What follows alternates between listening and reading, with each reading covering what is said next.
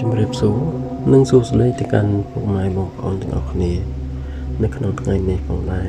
ខ្ញុំនឹងលើកយកសាច់រឿងមួយមកចែកជូនបងប្អូនជាទីស្ដាប់កំសាន្តដែលសាច់រឿងនេះបានកើតឡើងនៅក្នុងឃុំជ័យធំស្រុកខ្សាច់កណ្ដាលខេត្តកណ្ដាលនៅលើកំណាត់ស្ពានដែកមួយដែលធ្វើដំណើរពីខេត្តព្រៃវែងឆ្ពោះទៅកាន់រាជធានីភ្នំពេញដែលឆ្លងកាត់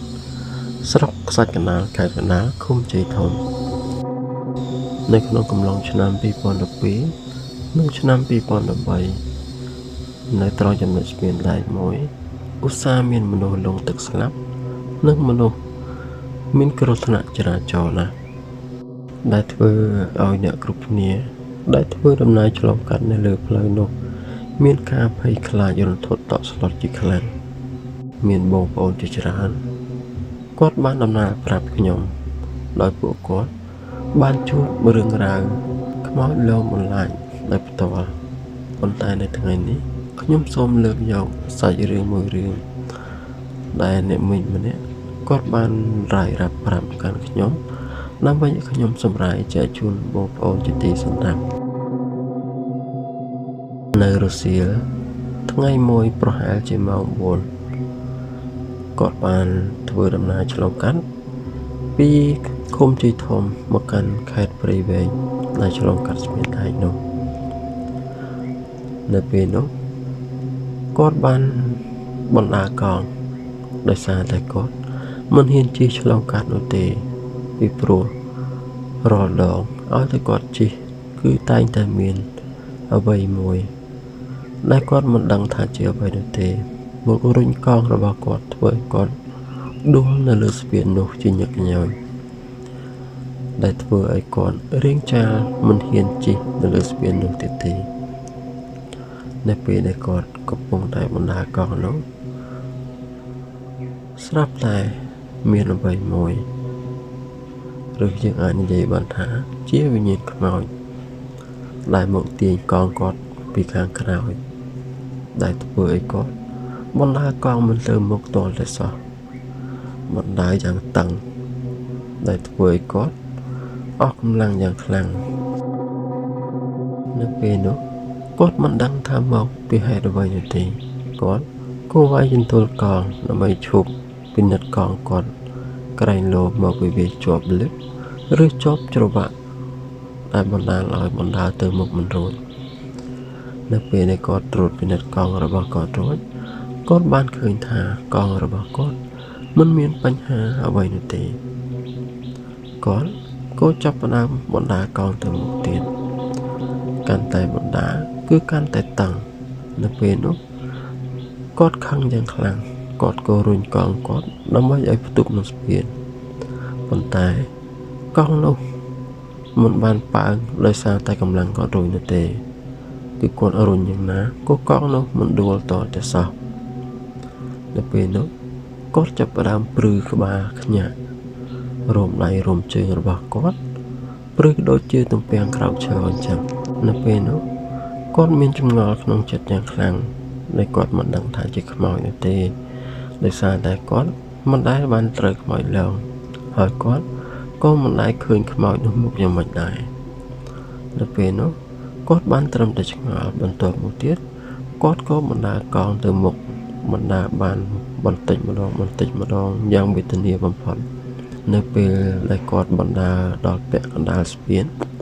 ស្រាប់តែគាត់បានជួបនឹងតាអាចារ្យម្នាក់ដែលគាត់ធ្វើដំណើរបញ្ច្រាស់ទិសជាមួយគាត់នៅពេលនោះតាអាចារ្យបានសួរទៅកាន់គាត់តើនាងបណ្ដាកង់នេះតើនាងមានអារម្មណ៍ថាតឹងដែរទេ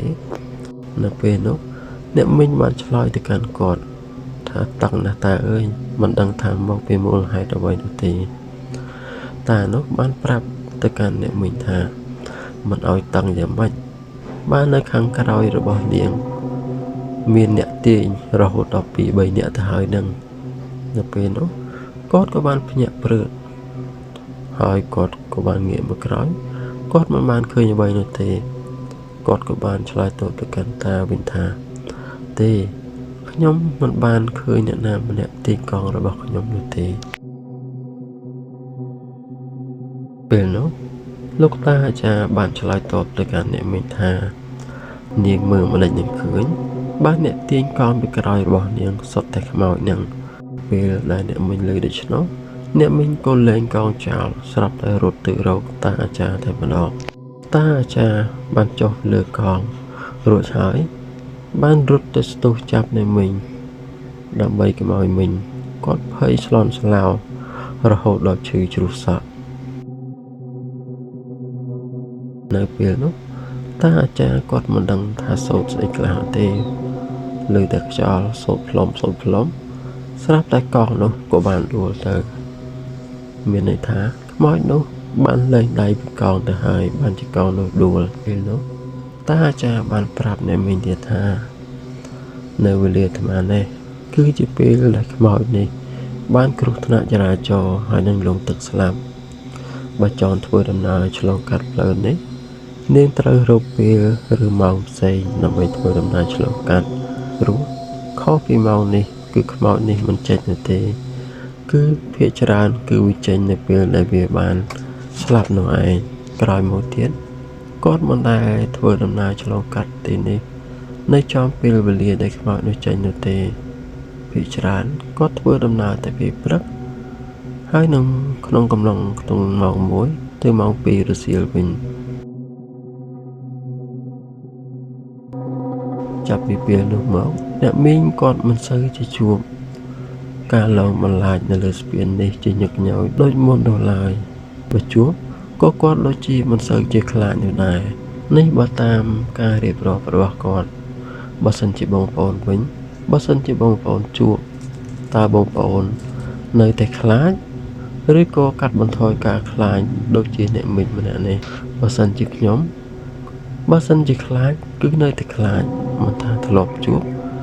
ឬមិនធ្លាប់ជួបនោះទេអារម្មណ៍ខ្លាចគឺនៅតែខ្លាចមិនបានកាត់បន្ថយនោះទេប៉ុន្តែនេះគឺដោយមនុស្សម្នាក់រៀងខ្លួនតែប៉ុណ្ណោះអ្នកខ្លះមិនធ្លាប់ជួបក៏ខ្លាចធ្លាប់ជួបហើយក៏ខ្លាចអ្នកខ្លះទៀតធ្លាប់ជួបហើយមិនសូវជាខ្លាចបើមិនធ្លាប់ជួបបែរទៅជាខ្លាចទៅវិញតួយ៉ាងដូចអ្នកមីងម្នាក់នេះអញ្ចឹងកាលដែលគាត់មិនធ្លាប់ជួបគឺគាត់ខ្លាចខ្លាំងណាស់នៅពេលដែលគាត់ធ្លាប់ជួបហើយបែរជាគាត់មិនសូវជាខ្លាចទៅវិញនៅក្នុងវីដេអូនេះខ្ញុំសូមបញ្ចប់សាច់រឿងនេះតែត្រឹមប៉ុណ្ណេះសូមអរគុណសម្រាប់ការតាមដានស្ដាប់របស់បងប្អូនជួបគ្នានៅវីដេអូក្រោយសូមជម្រាបលា